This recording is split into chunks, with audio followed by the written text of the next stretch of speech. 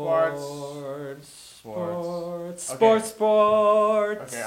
Hey everybody, welcome to another edition of the Daily Aztec Sports Talk. I'm Matt. I'm Pat. We're going to talk about San Diego State football's game on this coming Saturday at Nevada.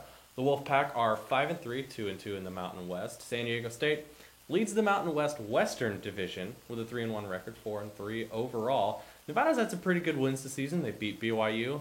They beat Washington State. They had a couple close losses against Boise State and Colorado State. Good loss against Arizona, too. Good loss against Arizona, too. So, Matt, what do you think is the biggest key to the Aztec success this weekend up in Reno?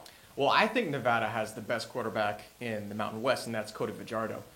Senior 6'2", he's got good size. He's thrown over 1,800 yards this year. But where he's most dangerous are his legs. He's a dual-threat quarterback. He's leading the team, the Wolfpack, in rushing yards with 585. He's got 10 rushing touchdowns to go along with 11 passing touchdowns, so he's got 21 total touchdowns. He's a scoring machine, so the biggest key will be to contain him. And I think the player on SDSU who will be tasked the most with containing him will be Alex Barrett. Mm-hmm. He leads the team with 3 sacks. He's got 6.5 tackles for loss. He attacks running backs and quarterbacks in the backfield. He gets through the offensive line a lot of times during the game. And I think that the matchup between him and Cody Fajardo will decide the game.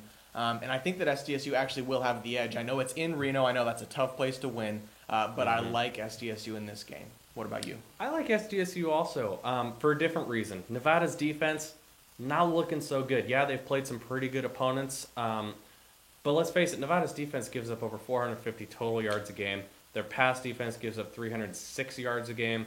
So I think this is a really good opportunity for Quinn Kaler and the really young receiving core that maybe without Ezel Ruffin, we don't know. We don't know yet. We didn't find out anything at the press conference this week. It's a great opportunity, I think, for Quinn Kaler in the passing game to have a good game, get a lot of confidence going into the run-up to the end of the season, games against Boise and Air Force, and San Jose State, who's got the best passing defense in the country. But if the passing thing doesn't work out on Saturday, Nevada still gives up 150 yards a game on the ground. So Donnell Pumphrey and Chase Price, they should be in pretty good hands too. All right. Now let's go ahead and segue to SDSU basketball. And Patrick, there are 9 days left until the opening exhibition against Point Loma Nazarene. I'm a tad thrilled.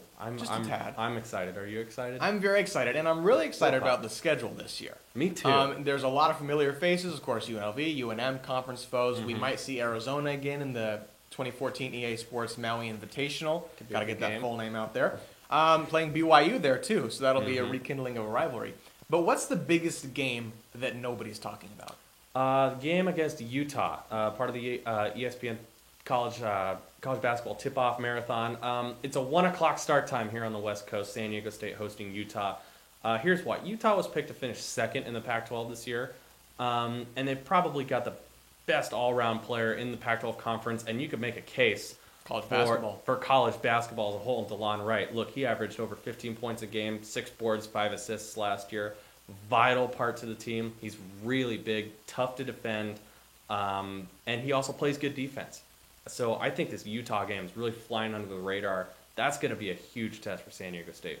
What about you? What do you think? I completely agree, and I completely agree for the reason. DeLon Wright, he was on the first team All-Defense Pac-12, and we know how good the defense was in the Pac-12 last year. Every single player on Arizona could have been on the first team. Yeah. But DeLon made it. He's 6'5". He's a combo guard, so the point guard can't really defend him, but he's also too small and agile for a power forward or a small forward to come out and get him. Yeah. So you don't really know how to defend him. He's a matchup nightmare. And there's a stat out there called win share.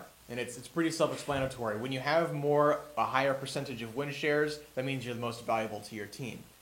Last year in college basketball, he edged out Fred VanVleet of Wichita State to have the highest win share in all of college basketball. So he is a huge part of that team and a huge front runner for Player of the Year this year. Yeah. And definitely Utah is the biggest matchup that nobody's talking about. Completely agree. All right, now it's time for you to lose in Rock'em Sock'em Robots. What do you think about that? Well, I completely disagree. Let's see if we can make this Rock'em Sock'em Robots mean something this time. So what do you think the score will be in the SDSU versus Nevada game? 31-21.